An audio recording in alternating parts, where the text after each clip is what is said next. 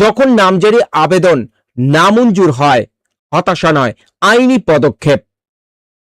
অনেকেই আছেন যারা অনলাইনে অনেক আশা করে নামজারির আবেদন করেন, কিন্তু কিছুদিন পর মোবাইলে মেসেজ আসে আবেদনটি নামঞ্জুর বা রিজেক্ট করা হয়েছে।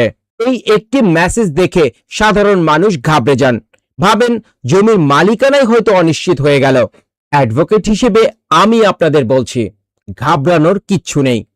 নামজারি নামঞ্জুর হওয়া মানেই শেষ নয়, বরং এটি একটি নতুন আইনি লড়াইয়ের শুরু। এসিল্যান্ড কোনো কারণ দর্শানো ছাড়াই আপনার আবেদন বাতিল করতে পারে না। যদি তিনি করেন, তবে আইনের ভাষায় বলা হয় অন্যায্য আদেশ। 2026 সালে সংশোধিত ভূমি আইন অনুযায়ী প্রতিটি নামঞ্জুর আদেশের বিরুদ্ধে আপনার প্রতিকার পাওয়ার আইনগত অধিকার রয়েছে।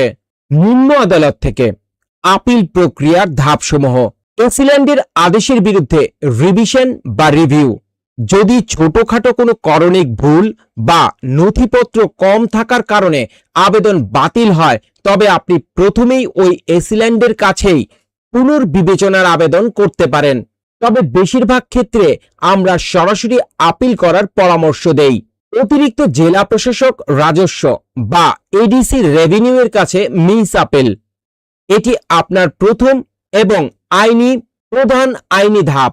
নামজারি নামঞ্জুর হওয়ার আদেশ হওয়ার পরবর্তী 30 দিনের মধ্যে আপনাকে এডিসি রেভিনিউ এর কাছে একটি মিস আপিল দায়ের করতে হবে। কেন করবেন?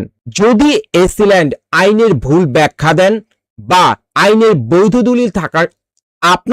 দলিল থাকা সত্ত্বেও আপনার আবেদন গ্রহণ না করেন, তবে এডিসি রেভিনিউ সেই আদেশ বাতিল করে পুনরায় নামজারি করার আদেশ বা নির্দেশ দিতে পারেন।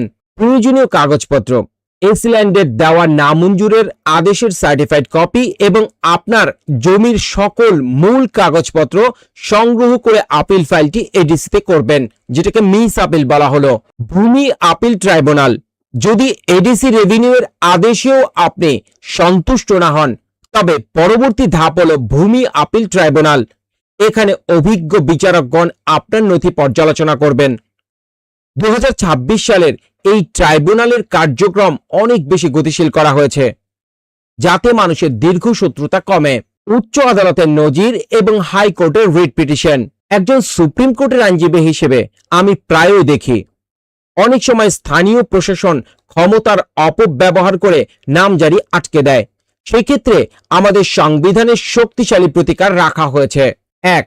রিট পিটিশন: যদি আপনার কাছে বৈধ সাফ কবলা দলিল, জমির দখল থাকে এবং আপনি নিয়মিত খাজনা দিয়ে থাকেন, তবুও যদি প্রশাসন রহস্যজনক কারণে নামজারি না করে, তবে আপনি সংবিধানের 102 অনুচ্ছেদ অনুযায়ী মহামান্য হাইকোর্ট বিভাগে রিট পিটিশন দায়ের করতে পারেন।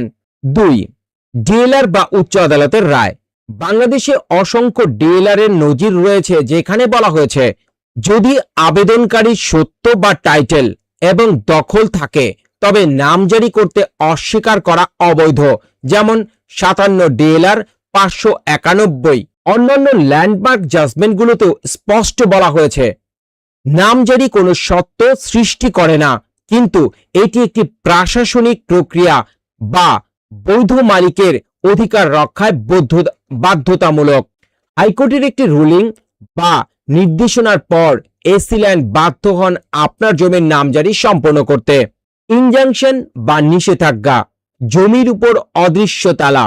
নামজারি করতে গিয়ে অনেকেই বড় বাধার সম্মুখীন হন, তা হলো অস্থায়ী নিষেধাজ্ঞা বা টেম্পোরারি ইনজাংশন। এটি কি? যদি কোনো জমি নিয়ে দেওয়ানি মামলা আদালতে চলমান থাকে এবং আদালত ওই জমির উপর স্থিতিবস্থা বা স্ট্যাটাসকো বা নিষেধাজ্ঞা জারি করে, তবে ওই জমিতে কোনো নামজারি হবে না। সতর্কতা: জমি কেনার আগে সিভিল কোর্টে কোনো মামলা আছে কিনা তা চেক করা জরুরি। যদি আপনি নিষেধাজ্ঞার কথা লুকিয়ে নামজারি করতে যান, তবে আপনার বিরুদ্ধে ফৌজদারি মামলাও হতে পারে। সমাধান: যদি আপনার অনুকূলে রায় থাকে, তবে সেই রায়ের কপি দিয়ে আপনি নিষেধাজ্ঞা প্রত্যাহারের আবেদন করতে পারেন এবং এরপর নামজারি সম্পন্ন করতে পারেন। চূড়ান্ত সমাধান: কত সময় ও খরচ লাগবে?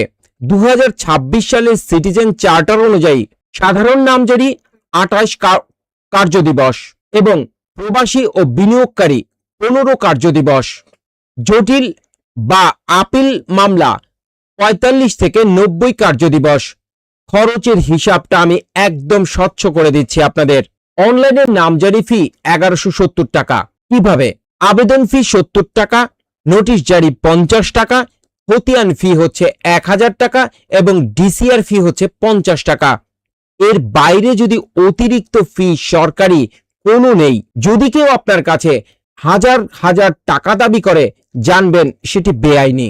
2026 সালের স্মার্ট ল্যান্ড রেকর্ড সিস্টেম। মনে রাখবেন 2026 সালে সব নামজারি এখন কিউআর কোড যুক্ত। আপনার নামজারি খতিয়ানটি আসল কিনা তা আপনি মোবাইলের যে কোনো স্ক্যানার পরীক্ষা দিয়েই পরীক্ষা করতে পারেন। এখন আর সেই আগের মতো হাতে লেখা খতিয়ানের দিন নেই যেখানে জালিয়াতির ভয় থাকতো। অ্যাডভোকেট পলাশ মণ্ডল হিসেবে আমি আপনাদের আশ্বস্ত করতে চাই, আইন আপনার পাশেই আছে, শুধু প্রয়োজন সঠিক তথ্য এবং সাহস।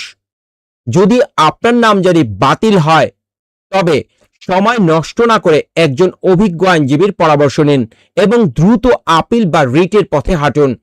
মনে রাখবেন, অবহেলার কারণে আপনার প্রিয় সম্পত্তি হাতছাড়া হয়ে যেতে পারে।